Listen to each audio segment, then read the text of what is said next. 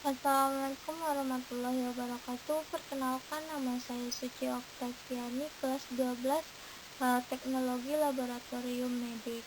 Saya berasal dari sekolah SMK Formasi IKASA di Pekanbaru, Yayasan Universitas Riau, tahun pelajaran 2020-2021. Baik, di sini saya akan menjelaskan materi-materi PJBL yang diberikan kepada saya. Materi yang pertama adalah materi kimia klinik. Di sini kita akan membahas sperma. Apa itu sperma? Sperma, sering juga disebut nani atau semen, adalah ejakulat yang berasal dari seorang pria berupa cairan kental dan keruh, berisi sekret dari kelenjar prostat, kelenjar-kelenjar lain, dan spermatozoa. Pemeriksaan spermatozoa merupakan salah satu elemen penting dalam penilaian fertilitas atau infertilitas. Baik, untuk melakukan pemeriksaan spermatozoa, kita menggunakan metode makroskopis, mikroskopis, dan kimia. Melakukan pemeriksaan kimia. Tujuannya untuk pemeriksaan sperma penting dalam masalah fertilitas dan infertilitas. Sampel yang kita gunakan yaitu cairan sperma segar.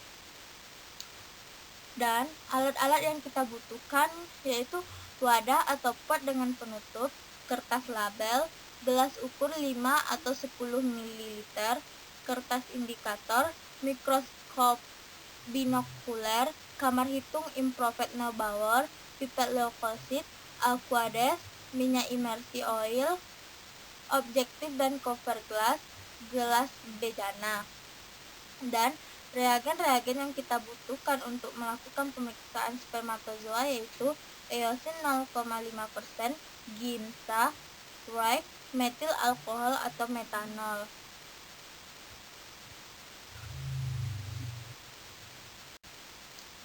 Prosedur pemeriksaan spermatozoa. Yang pertama, memperoleh sampel.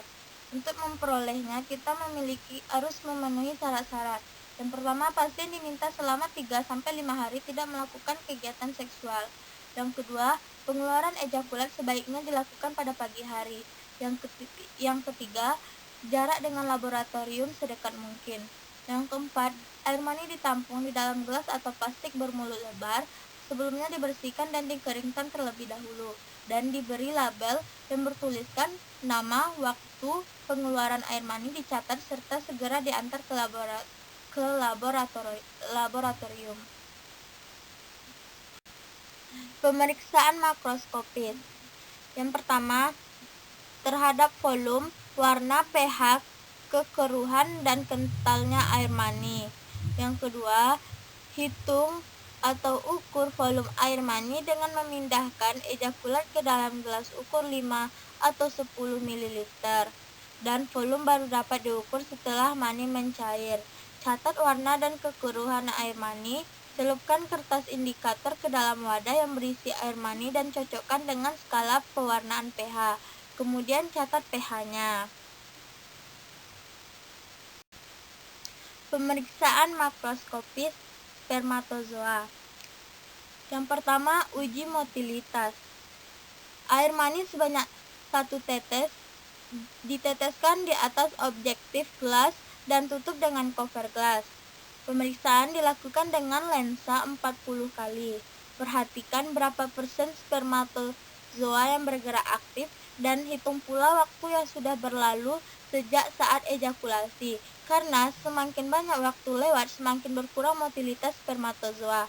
Berkurangnya motilitas banyak dipengaruhi oleh cara penyimpanan sampel. Campurlah sedikit air mani dengan larutan eosin 0,5% dalam air untuk membedakan spermatozoa yang tidak bergerak aktif dari yang mati. Untuk spermatozoa yang mati akan memberikan warna kemerah-merahan, dan yang non aktif saja tidak berwarna. Yang kedua, menghitung jumlah spermatozoa. Cara menghitung spermatozoa yaitu menggunakan kamar hitung infrared Neubauer. Teteskan air mani dengan pipet leukosit untuk mengencerkan. Dapat digunakan Aquades. Istilah pipet leukosit dengan air mani sudah mencair dengan Aquades sampai garis bertanda 0,5 dan kemudian Aquades sampai garis bertanda 11. Hitunglah spermatozoa dalam kamar hitung Improved Neubauer pada permukaan seluas 1 mm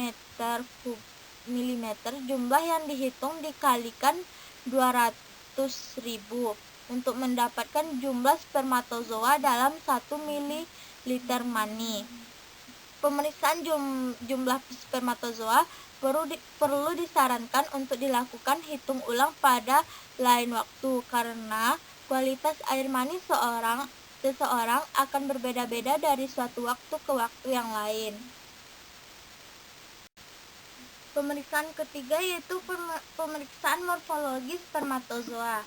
Caranya, buatlah apusan air mani seperti membuat apusan darah tepi. Biarkan mengering pada hawa udara. Kemudian lakukan fiksasi dengan metil alkohol atau metanol selama 5 menit. Selanjutnya diwarnai dengan reagen Giemsa atau Giemsa-Reich atau lainnya. Periksa morfologi spermatozoa dengan pembesaran 100 kali menggunakan imersi oil. Dan periksa kepala dan ekor spermatozoa. Hitung persen kelainan atau abnormal bentuk kepala, yaitu bisa jadi terlalu besar, terlalu kecil, atau terlalu memanjang, inti pecah, dan sebagainya. Dan untuk bentuk ekor, tidak ada ekor, ada 2 ekor, ekor amat pendek, dan sebagainya. Yang keempat, pemeriksaan jumlah leukosit. Caranya, hitunglah leukosit yang ditemukan dalam kamar hitung Improved Neubauer seperti hitung sel leukosit pada sediaan darah dan catat jumlah leukositnya. Dan pemeriksaan selanjutnya adalah pemeriksaan kimia.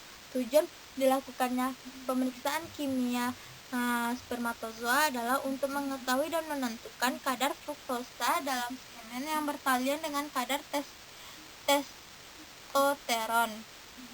Prinsip pemeriksaan fruktosanya adalah fruktosa akan berubah menjadi purpural oleh pengaruh HCl dan pemanasan. Purpural yang terjadi akan berkondensasi dengan resisinol, menyusun senyawa yang berwarna merah.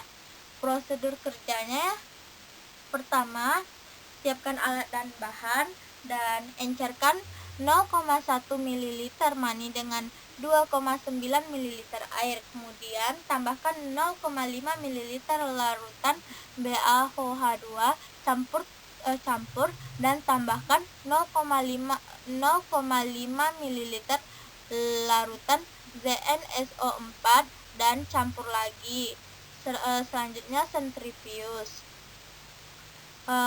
Sediakan 3 tabung yaitu T, S, dan B.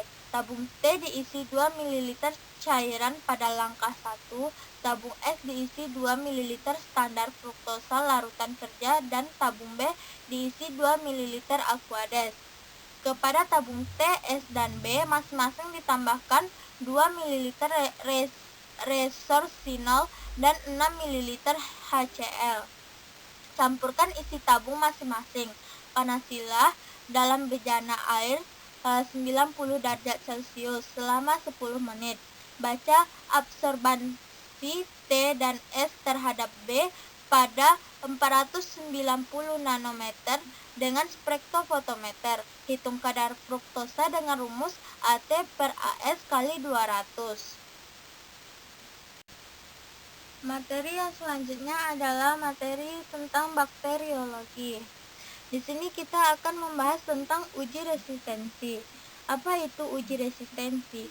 Uji resistensi merupakan pengujian yang dilakukan untuk mengetahui kepekaan bakteri terhadap suatu antibiotik. Penggunaan antibiotik yang berlebihan atau tidak terkendali menyebabkan efek samping yang berbahaya, yang menyebabkan bakteri tertentu resisten atau tahan terhadap antibiotik. Di sini kita akan membahas cara pemeriksaannya. Sebelum membahasnya, kita akan membahas dulu yaitu prinsip pemeriksaan.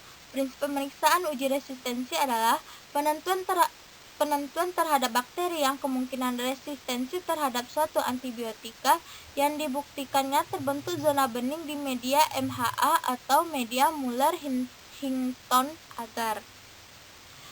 Untuk melakukan pemeriksaan ini kita menggunakan metode difusi. Sampel yang kita gunakan yaitu kultur bakteri E. coli. Alat dan bahan yang digunakan: cawan Petri, jangka sorong, inkubator, pinset steril, swab steril, bunsen dan mancis, cakram antibiotik, turbitis standar MC Farlan, media MHA, tabung reaksi, dan NaCl 0,9% atau NaCl fisiologis. Cara kerjanya: yang pertama, siapkan alat dan bahan. Yang kedua, bola media MHA terlebih dahulu. Yang ketiga, ambil 3-5 koloni bakteri E. coli dan masukkan ke dalam tabung reaksi yang berisi NaCl fisiologis 5 ml. Bandingkan suspensi dengan standar MC Farlan. Kapas lidi dicelupkan ke dalam suspensi, putar beberapa kali lalu tekan pada dinding tabung. Lalu hapuskan secara merata di MHA dengan 3 metode goresan. Setelah itu tutup cawan Petri dan biarkan 3-5 menit. Setelah itu baru letakkan cakram di permukaan media MHA menggunakan pinset steril. Inkubasi selama 24 jam pada suhu 30 derajat Celcius. Setelah 24 jam, maka amatilah zona hambat dan ukur zona hambat pertumbuhan bakteri yang terjadi di sekitar cakram antibiotik. Zona hambat itu yaitu zona bening yang terbentuk. Cara membaca hasil pada cakram antibiotik. Apabila pada gambar yang pertama itu zona hambat atau zona bening yang terbentuk sangat kecil, maka biasanya itu hasilnya resisten. Pada gambar yang kedua terbentuk zona hambat yang lumayan besar, itu artinya peka terhadap antibiotik. Begitu pula dengan gambar yang ketiga. Dan pada gambar yang keempat, zona hambat yang terbentuk sangatlah besar, itu menandakan bakteri tersebut sangat peka terhadap antibiotik. Yang kelima, pada nomor 5 dan nomor 6 itu tidak terjadi zona bening, itu menandakan bakteri resisten. Materi yang selanjutnya adalah materi tentang imunoserologi. Di sini ada sebuah ilustrasi. Itu seorang pasien datang ke rumah sakit dengan gejala demam lebih dari 7 hari. Diare, muncul bintik-bintik yang berwarna seperti bunga mawar di daerah perut dan dada. Dokter mencurigai pasien tersebut menderita demam tifoid. Kita sebagai analis melakukan pemeriksaan untuk menunjang diagnosa dokter, salah satunya dengan pemeriksaan TB-DOT. Pemeriksaan TB-DOT ini memiliki prinsip. TB-DOT rapid, IgM, dan IgG merupakan tes dengan metode imunokhromatografi yang dirancang untuk mendeteksi kualitatif antibodi IgM spesifik terhadap antigen Salmonella typhi dalam sampel serum, plasma, dan whole blood pada manusia. Pemeriksaan TB-DOT menggunakan metode imunokhromatografi. Dan untuk pemeriksaan TB-DOT kita menggunakan sampel, bisa sampel itu berupa serum, plasma, maupun whole blood. Alat dan bahan yang digunakan untuk pemeriksaan TB-DOT. Yang pertama, kaset atau rapid TB-DOT, kedua pipet tetes, ketiga tisu, keempat label, dan kelima stopwatch. Cara kerjanya: yang pertama, siapkan alat dan bahan. Yang kedua, stabilkan kaset dan reagen buffer pada suhu ruang dan homogenkan reagen buffer. 3. Beri identitas pasien pada kaset. Jika kita menggunakan sampel itu berupa serum atau plasma, maka teteskan 30 mikron. Jika sampel berupa whole blood, maka teteskan 40 mikron ke dalam PET sampel. Pastikan tidak ada gelembung udara agar tidak mempengaruhi hasil. Dan yang kelima, setelah 15 detik Teteskan 1 tetes reagen buper dan biarkan selama 15 menit. Setelah itu baru baca hasil. Di sini ada gambar yang menandakan hasil tersebut positif, negatif, atau invalid. Bisa kita lihat di gambar ini. Materi yang selanjutnya yaitu materi hematologi. Di sini ada sebuah ilustrasi. Parasit juga dapat menyebabkan keadaan fal hemostasis terganggu pada pemeriksaan CT dan BT. Maka gambaran seseorang terinfeksi parasit adalah, di sini ada sebuah penjelasan. Apabila seseorang demam berdarah, itu sudah bisa dikatakan seseorang telah terinfeksi parasit. Salah satu ciri-ciri seseorang demam berdarah adalah munculnya bintik merah kecil atau pateci di kulit. Bintik-bintik ini tidak hilang jika kulit ditekan. Bintik-bintik ini disebabkan oleh pembuluh kapiler yang pecah. Untuk melakukan tindakan, biasanya dokter menyarankan melakukan pemeriksaan CT dan BT terlebih dahulu. Pemeriksaan CT dan BT adalah untuk menilai kemampuan darah untuk membeku. Sel darah yang berperan penting dalam pembekuan darah adalah trombosit. Jumlah atau fungsi trombosit berpengaruh. Biasanya nilai CT dan BT menjadi abnormal. Beberapa kelainan ini diantaranya adalah trombositopenia. Biasanya trombositnya nilainya kecil dari 50.000 UL. Inilah salah satu gambaran pemeriksaan CT dan BT apabila seseorang tersebut terinfeksi parasit. Salah satunya adalah terinfeksi parasit malaria, yaitu CT dan BT-nya tidak normal. Karena apa? Karena terjadi pendarahan. Sedangkan pemeriksaan CT dan BT adalah untuk memeriksa trombosit. Trombosit berperan dalam pembekuan darah. Jadi penyebab penyebab pembuluh kapiler yang pecah atau terjadi bintik-bintik adalah disebabkan karena trombosit itu jumlahnya sedikit atau di bawah normal, sehingga ketika melakukan pembekuan darah dia tidak bisa bekerja secara normal. Karena itulah hasil CT dan BT-nya abnormal. Materi yang selanjutnya adalah materi parasitologi. Di sini kita akan membahas cara pemeriksaan telur cacing rutin. Tujuannya untuk mengetahui adanya infeksi cacing parasit pada seseorang yang diperiksa fesesnya. Prinsipnya, eosin memberi latar belakang merah terhadap telur cacing yang berwarna kekuningan dan titik lebih jelas memisahkan feses dengan kotoran yang ada. Metode yang kita gunakan adalah metode mikroskopis. Sampelnya adalah feses. Alat dan bahan yang digunakan yaitu pipet tetes, objek gelas, deglas, mikroskop, tisu, eosin, dan lidi. Cara kerjanya, siapkan alat dan bahan. Teteskan eosin 2% sebanyak 1 tetes ke objek gelas.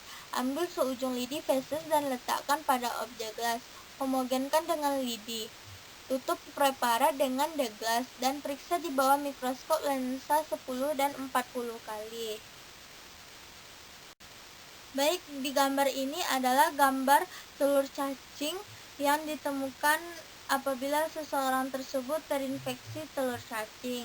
Di sini ada telur cacing Ascaris lumbricoides, telur cacing Ancylostoma duodenal, telur cacing Trisurus trisura, dan ada juga telur cacing Tania sp.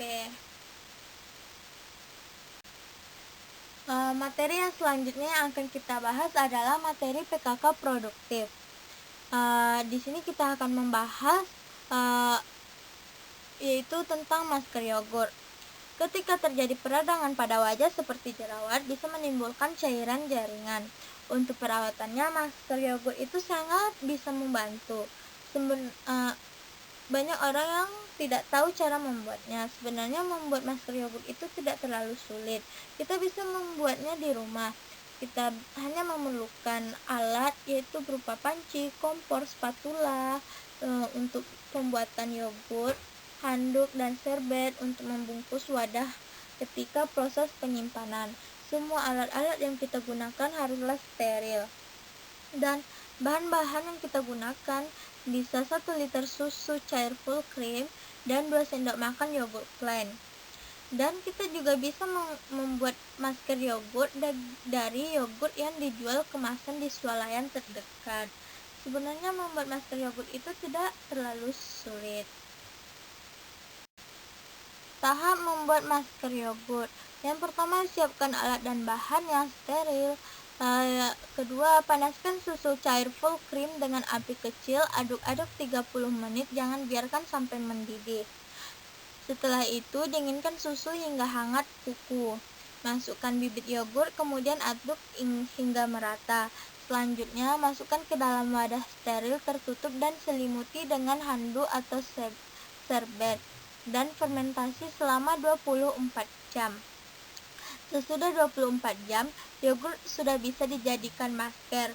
Untuk mendapatkan yang lebih kental lagi, maka bisa didiamkan lebih lama lagi. Setelah itu, yogurt siap dikemas dan dipasarkan. Pengemas. Sebenarnya dalam membuat yogurt ini, kalau kita ingin menambahkan madu, itu bagus juga. Caranya kita tinggal menambahkan 1 sendok madu lagi ke dalam yogurt yang sudah kita bikin, aduk hingga merata dan siap dijadikan masker atau ingin kita pasarkan. Pengemasannya, dalam pemilihan kemasan yogurt yang saya utamakan itu adalah kemasan steril. Kemasan dari yogurt ini berupa wadah kosmetik yang terbuat dari jenis plastik. Pengemasan dilakukan dengan memberi stiker pada badan wadah dan direkatkan hingga rapi. Stiker dirancang tidak terlalu besar agar terlihat indah dan tidak menutupi seluruh wadah. Dan materi yang selanjutnya yaitu materi matematika. Di sini kita akan menentukan nilai frekuensi. Soal menentukan nilai frekuensi harapan dari masker yogurt yang dibuat. Apabila produk tersebut dijual, melihat dari banyaknya percobaan penawaran yang dilakukan, jika nilai penjualan terjadinya 0,5. Penyelesaian yang dapat saya selesaikan adalah Suci Oktaviani membuat produk masker yogurt yang diberi nama Yogurt Mas. Suci berencana untuk menjual yogurt mas tersebut agar memperoleh keuntungan yang banyak. Maka Suci menawarkan produk yogurt mas itu melalui berbagai cara, yaitu 1. Instagram sebanyak 700 kali percobaan penawaran. 2. Facebook sebanyak 1000 kali percobaan penawaran. 3. WhatsApp sebanyak 20 kali percobaan penawaran. 4. Twitter sebanyak 100 kali percobaan penawaran. Total dari banyaknya percobaan penawaran produk yogurt mas yang Suci lakukan ke orang-orang adalah 700 ditambah 1000 tambah 20 dan ditambah 100 dengan hasil 1820 kali. Dan nilai peluang terjadinya yogurt mas adalah 0,5. Maka nilai frekuensi harapan terjualnya yogurt masnya adalah kita menggunakan rumus frekuensi harapan sama dengan nilai peluang dikali banyak percobaan. Tinggal kita masukkan 0,5 dikali 1820 dan didapatkan hasil 910. Jadi nilai frekuensi harapan terjualnya produk yogurt malt dengan 1820 kali percobaan penawaran adalah 910. Baik, hanya itu materi yang dapat saya sampaikan. Saya ucapkan terima kasih atas perhatiannya, dan saya mohon maaf apabila terjadi kesalahan kata atau pengucapan kata. Saya akhiri dengan wassalamualaikum warahmatullahi wabarakatuh.